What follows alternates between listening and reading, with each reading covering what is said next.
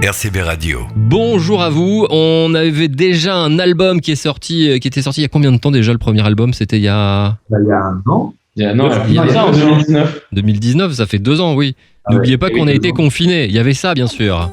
Il y avait ça dans l'album. Ça, c'est cultissime. Je n'oublierai jamais ce jour de juillet où je t'ai connu, où nous avons dû nous séparer. L'amour dont on parle toujours.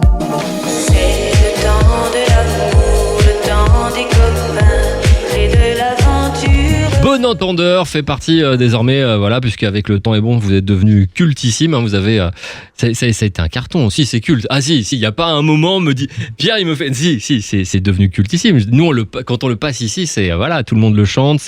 Vous avez retravaillé quelque chose. Sans le dénaturer et en lui donnant une seconde jeunesse. Comment est arrivée l'aventure à 3 de Bon Entendeur? Comment vous êtes rencontrés en fait?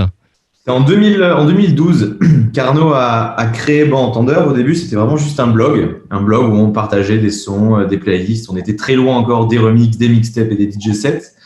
Et on a rencontré très rapidement Coco qui a rejoint l'aventure.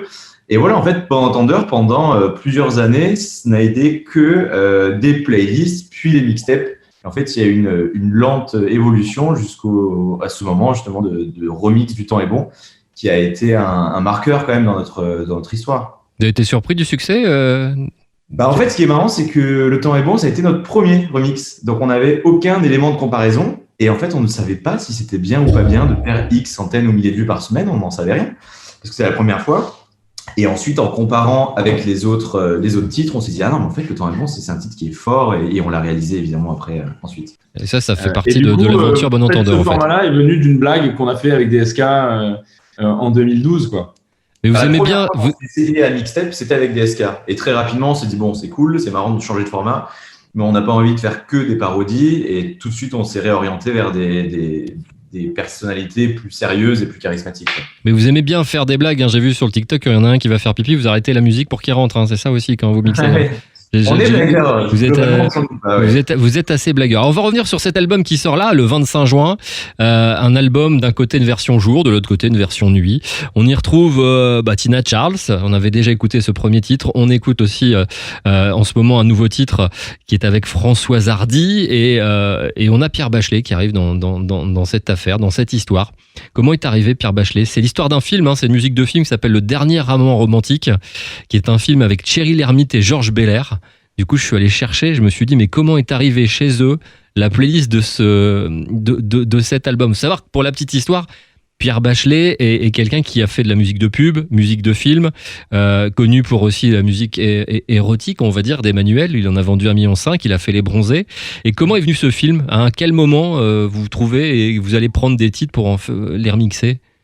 En fait, dans le cas de Pierre Bachelet, on était déjà dans le premier album. C'était même l'introduction du premier album.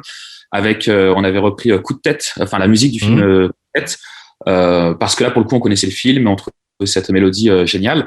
Et en fait, ça s'est plutôt bien passé avec les personnes qui s'occupent de tout le catalogue de Pierre Bachelet. Et c'est vrai qu'il y a des mélodies qui sont intemporelles et incroyables. Et en fait, sur l'album 2, on est allé creuser un peu plus tout ce qu'il a pu faire. Et c'est assez énorme, la quantité de mélodies qu'il a pu produire.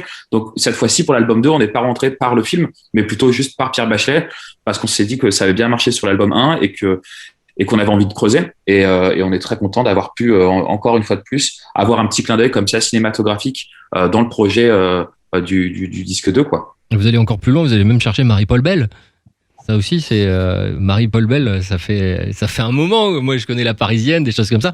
Elle aussi, mais franchement, vous avez pas l'âge, clairement, d'écouter ce style de musique. La recherche se fait comment, alors? C'est plus la magie d'Internet que la recherche de 45 tours au plus. Hein. Mais Marie-Paul Bell, comment elle est arrivée, même si vous l'avez tapé sur YouTube? Non, c'est... En plus, on a tout le temps les mêmes règles. Pour chercher, on trouve toujours la même chose. Donc, en fait, l'idée, c'est aussi un peu de